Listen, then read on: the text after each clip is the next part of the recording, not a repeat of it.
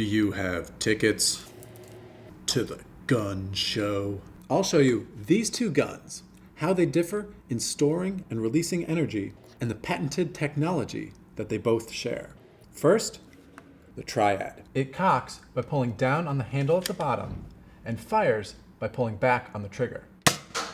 When you pull the handle, a plunger moves down with it. This action compresses a spring between the plunger and the base of the pistol grip.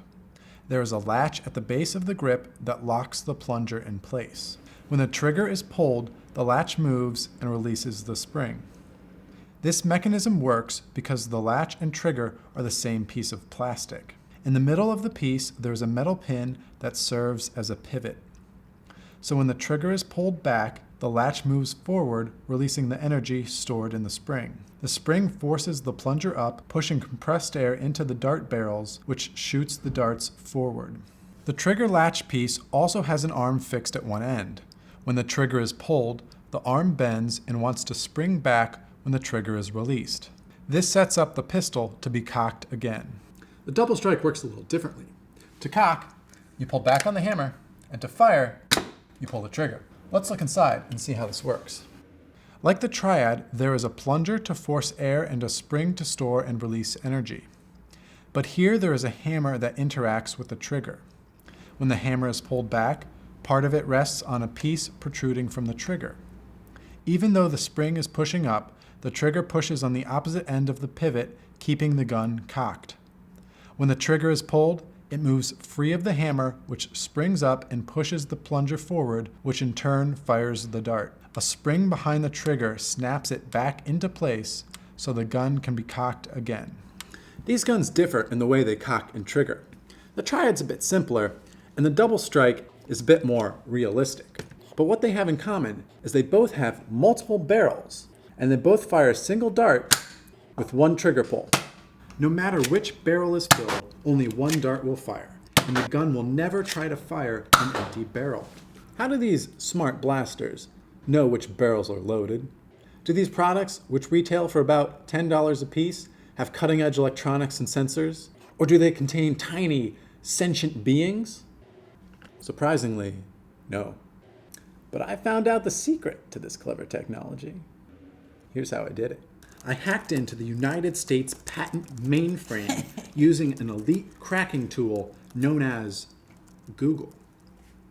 Once I was in, I had access to technical drawings and detailed descriptions. Here's what I found. The individual barrels of these guns are connected by a novel air path for cascading a blast of compressed air. Each barrel has a spring-loaded valve. A valve is in the forward extended state if the barrel is empty, or in the retracted state if the barrel contains a dart. The positioning of these valves determines the path of the compressed air. As compressed air enters the system, this forward valve has an O-ring that prevents air from entering the first barrel. This directs the air into the second valve. Because this valve is retracted, air is forced into the barrel, which launches the dart. This valve is now free to spring forward, opening a passageway into the third valve.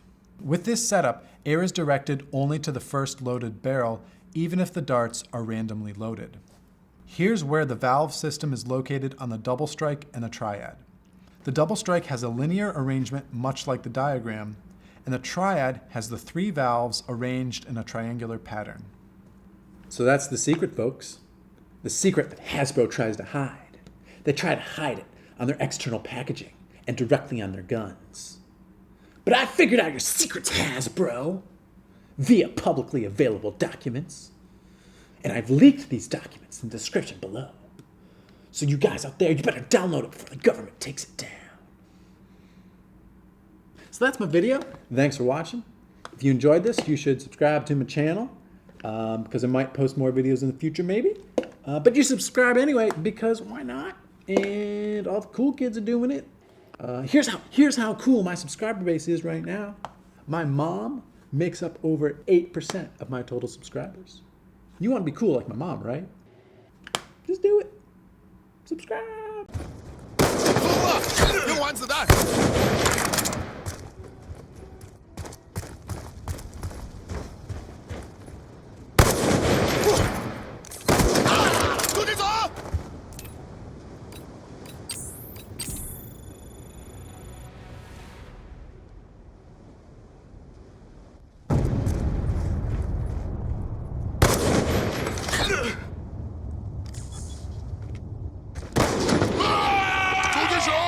Roger!